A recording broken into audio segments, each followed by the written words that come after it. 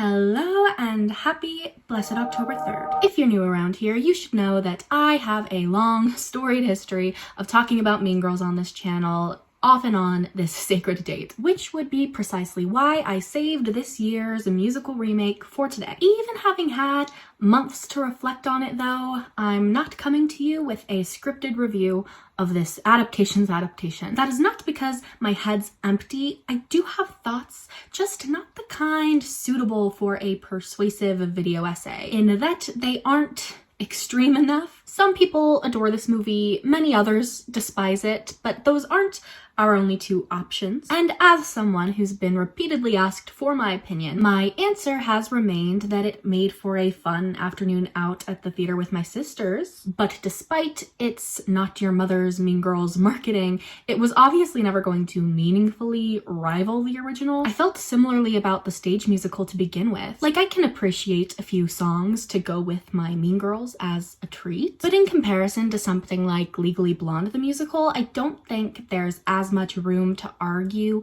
that Broadway's Mean Girls was on par with its source material, let alone potentially an improvement. Musical adaptations of any medium definitely deserve to be thoughtfully analyzed for the narrative changes and alterations they make, but specifically when it comes to Mean Girls, I think the original is just too ingrained in my psyche to really recognize these new iterations as competition. When the Mean Girls musical toured in Salt Lake, I did go see the stage production. That's where I got this merch. So I've seen it, and before that I had watched a few slime tutorials maybe, but I've much more frequently just listened to the cast recording, which means I'm usually not picturing these numbers on stage, but like within the original movie's context, which means I actually don't even have a great memory of what changes were made. And every time I watch a thoughtful analysis of these changes, I'm like, oh yeah, that was different. To me, I guess these songs are just like hypothetical Mean Girls add-ons. I simply don't have it in me to put pen to paper about my ultimate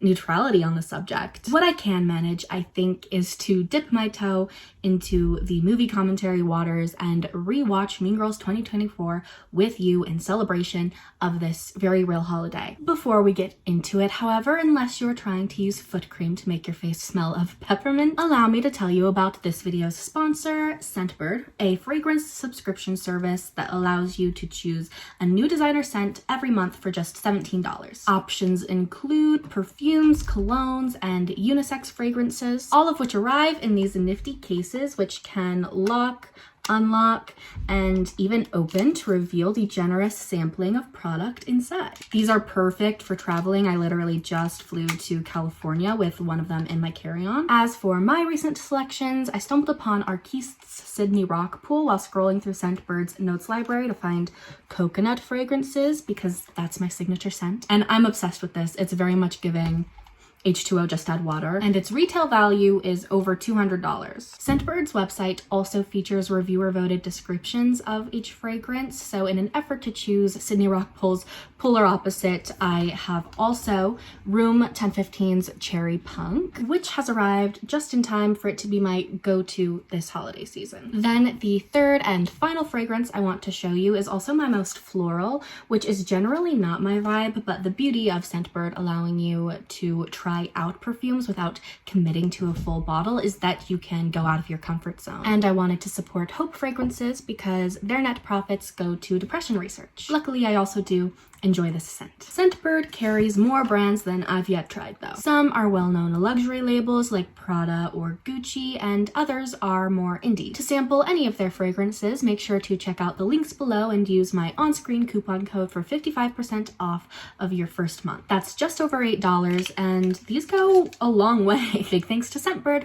Okay, I'm ready. And my laptop is kind of being loud, so we're just gonna have to work through that. It's not used to screen recording this much. I hope I haven't made you unexcited to watch this based on already saying that I'm just not very opinionated, but I think I will have thoughts. The issue is I haven't seen this since January and I literally don't even remember what I thought of it. When I sat down to like script a review of this movie, I was like, what am I even gonna say? I don't even care. But we'll find things to care about as we watch it. I believe that we will. I do remember starting this movie the first time in theaters feeling optimistic because I really do like that garage transition. Oh, but then I was immediately disappointed because this isn't It Roars. This is a new song. Wait, they're already referencing The Limit Doesn't Exist? I feel like you have to introduce math before you do that. That's part of the problem with this movie, I feel, is that it knows that you know all the references, which is why it's weird that it was trying to advertise itself to like a new generation when it is so reliant on the original and so self-referential. What is the sound behind that? Oh, the gum. I need to urinate. No way, Jose. This was one of the Katie. joke changes I was least Katie. happy with. Because the joke isn't that she says, I have to pee weird. The joke is that there are arbitrary rules that somebody who'd never been to high school in America, like, wouldn't understand. I got in trouble for the most random things. Where are you going? Oh, I have to go to the bathroom. Your classic burnouts. Alright, I will say, I respect the decision to get rid of Where Do You Belong as a full number because the most interesting part is Meet the Plastics, but we will get to it. When it actually goes to Meet the Plastics and they have gotten rid of Karen's and Gretchen's parts, that is not cool.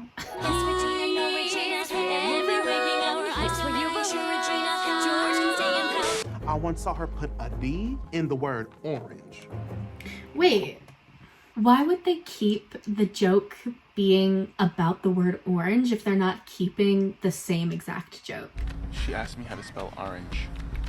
Because you can change the joke. She didn't know how to spell something. She put a letter that's weird in a word that it doesn't belong in. But like, why did you keep orange if you're not just gonna say, she asked me how to spell orange? Oh, and then they get to like an angle on Renee Rapp that I really dislike. I hate this angle, and it's because of her legs being cut off. I see it now. Come here. See, I still don't like this pose they have her in. There's something so strange about the way she is sitting right now. But I love Renee Rapp, so there's that. Do you have a pink shirt I can borrow? Yes, what shade? She is literally wearing pink right then. I don't think this version of Janice would not wear pink. And I don't mind them changing her aesthetic to be more grunge than goth, but there's pink on that shirt. That counts. That counts. So he is my least favorite casting decision. And that's not because I think he's like a bad actor in general, you know, I don't know. The issue is that like from the beginning he refused to sing, and if that's his prerogative in his career, like that's fine, but they shouldn't have allowed for that. As much as he is not the most musical character in the original show, he has like strong moments that matter a lot to me.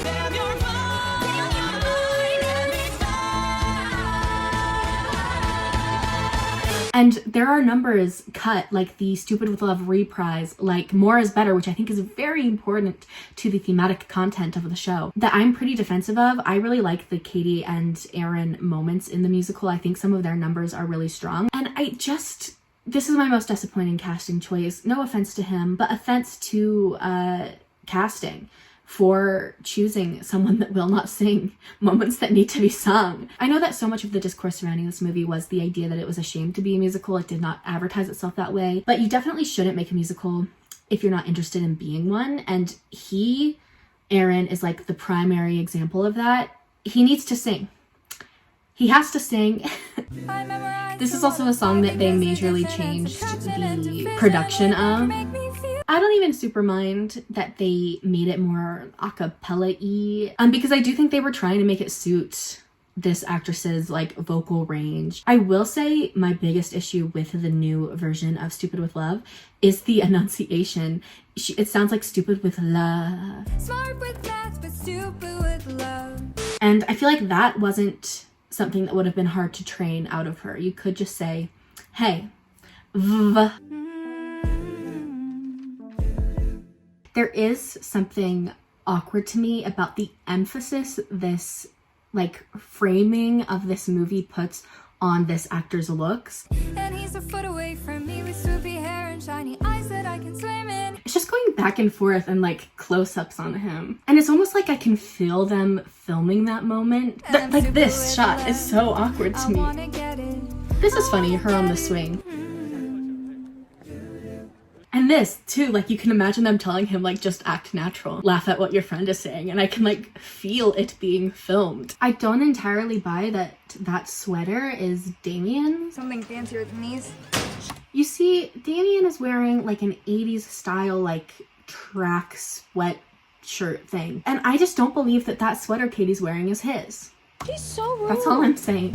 Watch him sweat and pant. So I think they add Damien to this number, which I think was originally sung by just Janice, because they cut some of Damien's other major musical moments, which is for the better. I think some of the worst lyric decisions come from Damien. We shall see if they still even end up at the mall in this version. I have forgotten. I really do like the staging of this in the show, of like her on the escalator and all of this stuff. So yeah, all of this stuff originally happens at the mall, and I do feel like it's necessary to establish their relationships to like get off of school grounds. I definitely remember their outfits here. These were a major topic of discussion because like this still came out before the movie, and I will say that a lot of people have more interest in dissecting these outfits than I do. The main thing I think would be that I think Regina's pants look like really cheap and thin, but whatever. Get in, loser. I do really like Renee's line delivery of get in, loser. Especially I like that they got rid of we're going shopping. I think that's a good example of taking what is an iconic line and like simplifying it. I feel like too often they are complicating iconic lines. You guys. Hey. See, I feel like another issue is when it comes to these like more tertiary characters like Regina's mom, like the teacher John Hamm plays. They did get like cool actors to like do impressions of those roles, but that's what they come off as. And you might need to like just come up with an entirely new version of Regina's mom. I made you a Spotify playlist to help you catch up on culture. Wait, that looked like multiple Spotify playlists. Okay, there is the Help Katie Be Normal playlist, but then why is she scrolling past it? I made you a playlist, and also, let's look at all of my playlists. And also, why would she have a playlist called Songs Regina Hates? You don't need a playlist of songs to not play. Songs Regina likes, that makes sense to be a playlist. God, my hips are so wide. Oh, God, my pores are huge. I want skin like Katie's. My BO smells like crayons. Karen having an insecurity that isn't physical in this moment takes away from the fact that Katie is learning she's supposed to come up with a physical insecurity. I used to think there was just fat and skinny. Apparently there's a lot of things that can be wrong on your body. My hairline is so weird. My pores are huge. My nail bed sucks. Me too. I'm ugly too. See, me too, I'm ugly too. Karen didn't even say anything about being ugly. Now it doesn't make sense. Janice Emi EK Pyroles. I forgot about that. Oh my God, she is so weird. She is? She's in my homeroom.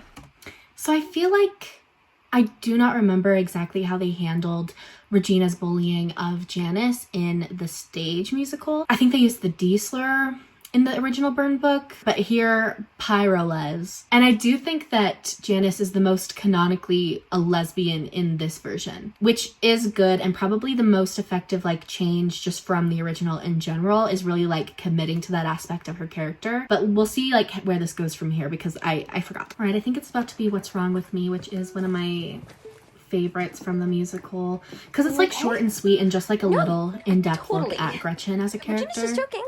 It's probably me. So why did you say probably? Like, probably me. Enunciation is just a problem across the board. I really need them to say full words.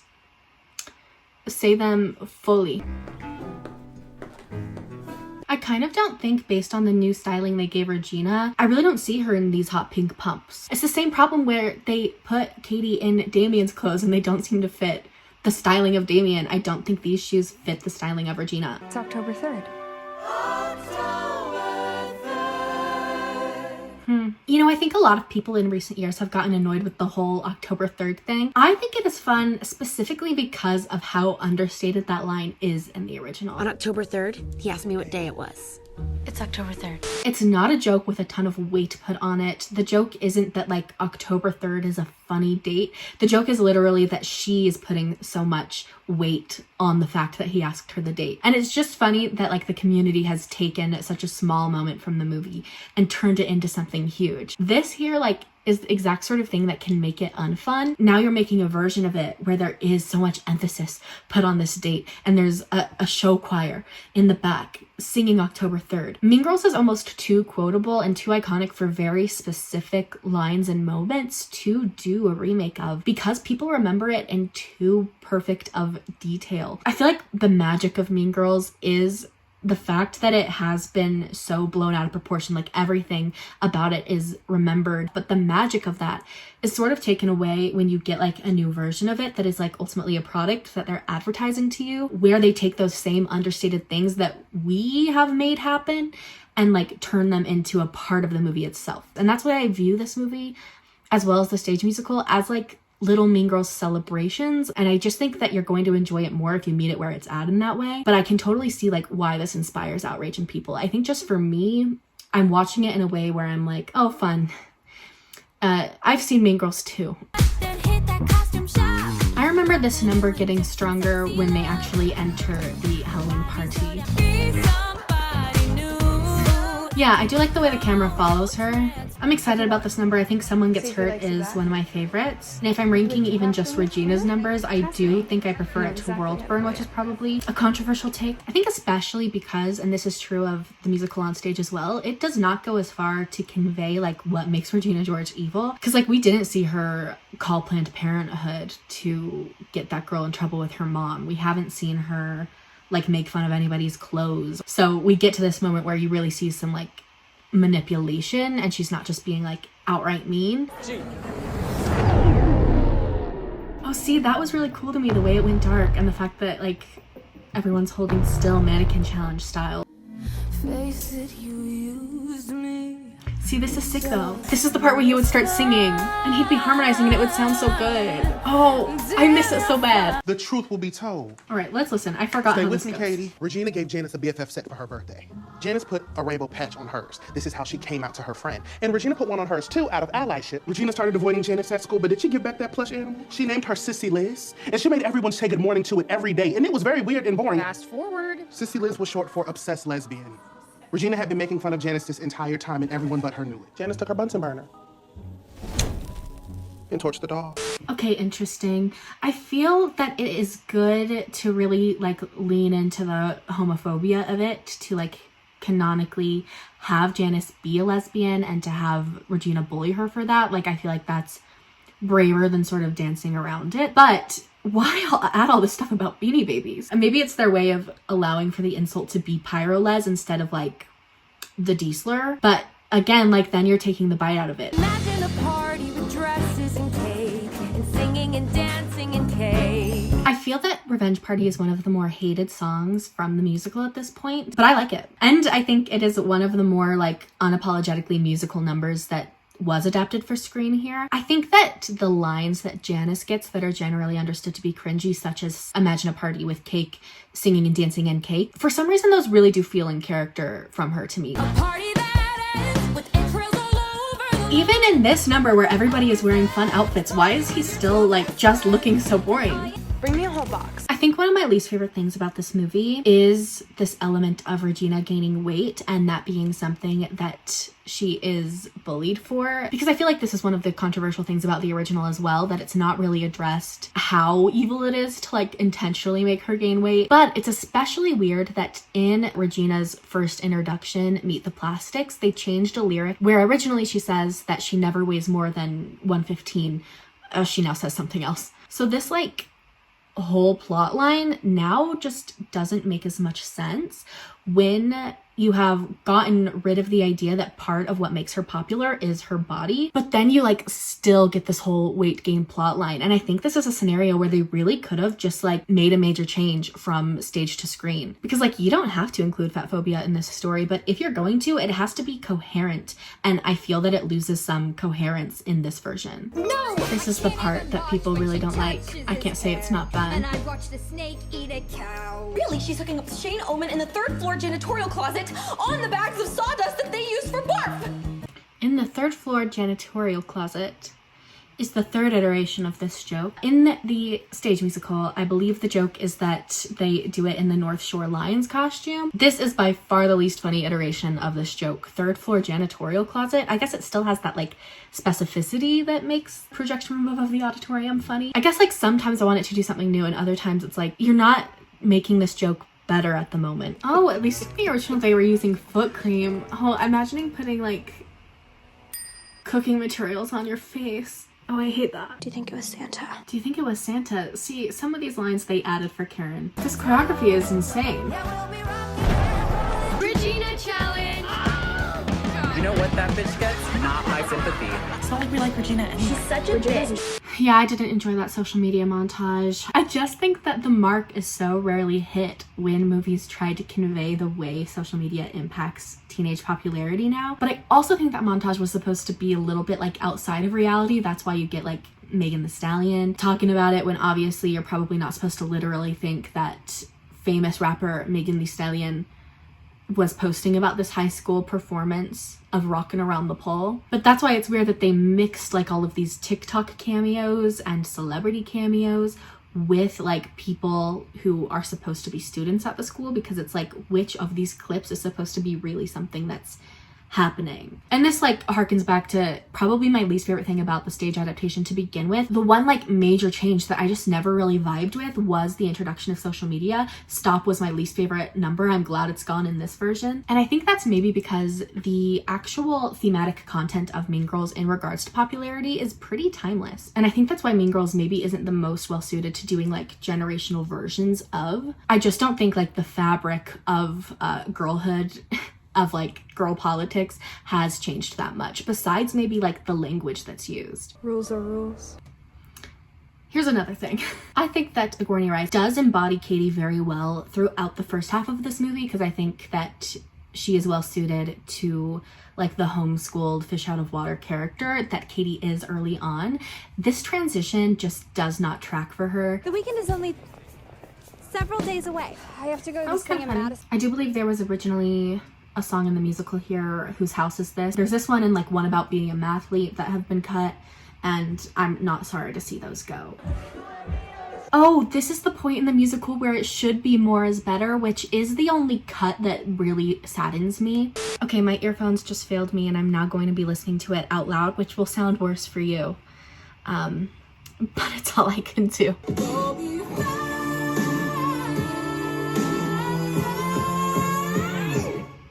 Oh, I really do like that reprise, but I don't like the way they changed the ending of it there. Does she not print out pages of it and throw them? I feel like I remember that shot. Also, that note that she was just hitting, that's when you need to have Renee Rapp like on camera for. I'm just confused. People are just taking pictures of the book. Maybe more realistic than her printing out a bunch of stuff to throw, but so much less visually interesting. And obviously this is something that's been remarked upon before, I feel. The insults in here they aren't as edgy, they don't cut as hard, and I feel like the intent behind that is to like be less problematic, but like these characters are problematic, so it's really hard to walk that line. I think they do make some positive changes. It is good to like give Katie a real country of origin, to say she's from Kenya and not just like Africa. It is good to canonically confirm that Janice is a lesbian, and there are like progressive things that this adaptation does that are good, but you do have to maintain that the characters are problematic in certain ways. See, like fugly cow instead of fugly slut. When we are about to get to like the auditorium scenes where they are trying to like directly address things like slut shaming. Okay, fine, but you are walking the dogs every morning for the rest of the week. See, that's nice. And I think like my favorite additional joke is coming up, and it's the one where Tina Fey pretends like she's going to sing and then backs off. I just think that's fun. Okay, we're gonna write out some apologies to people that we've hurt in our lives. I really do think this auditorium scene, not like particularly in this movie, but just across every, iteration of Mean Girls, the whole like final act of Mean Girls where this happens and then Katie has to suck the venom out, as she puts it originally, it's like an underrated stretch of the movie, and like I think the part of the movie that makes it work. The world doesn't end. It just feels like it does. So this is one of the more controversial numbers in the musical, and that's because it sort of comes off like the movie's like thesis statement, and you get Janice singing it, which portrays her as like the ultimate protagonist, when I think a lot of people, including myself, interpret the original narrative to be that Janice is in some ways just as bad as Regina, but this song is very like triumphant for Janice, and it very much frames her as being like in the right. I think it especially does that in this version because she is breaking the fourth wall and singing it to us. Because the way that turns out, we always understand how to slap someone down with our underhands. See, ignoring the fact that it is Janice singing this and whether or not that is in character, I do actually like these lyrics, like this verse in particular. Just sad, like that's all I can say. Were some of those just like real life pictures of Renee Rapp? Like this? Is this not her like at a performance of some kind? See, this part is just so much better with her narration. Nice to meet you. Whatever, slut. Please find the limit of this expression. Is she not going to have the same realization here that she's supposed to have? She had some 99-cent lip gloss on her snaggletooth. And that's when I realized making fun of Carolyn Kraft wouldn't stop her from beating me in this contest. It's not me against you. It's North Shore versus Mary now. No, she's not having a realization. She just knows already. I just want this to be over now. Oh, there's this scene. You know what they would call me if I was a boy? Strong. Reginald. I like that one. I know that this scene is inspired by a deleted scene from the original, and then this did make it to the stage. I'm wondering if the Reginald joke was made up by the musical or if it is in that deleted scene. The song that's coming up is my mom's favorite. Stars. You are so rare. You know what? I like a lot of songs from this musical. This is the first time I've felt prompted to sing along. Karen discovered the safe joy of dancing with theater boys. I don't like the implication that theater boys are safe. What does that even mean? What are we talking about?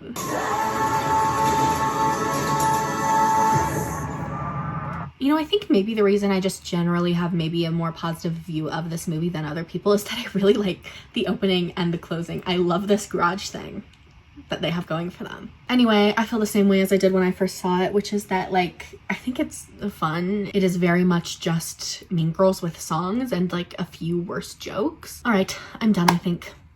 See you next time.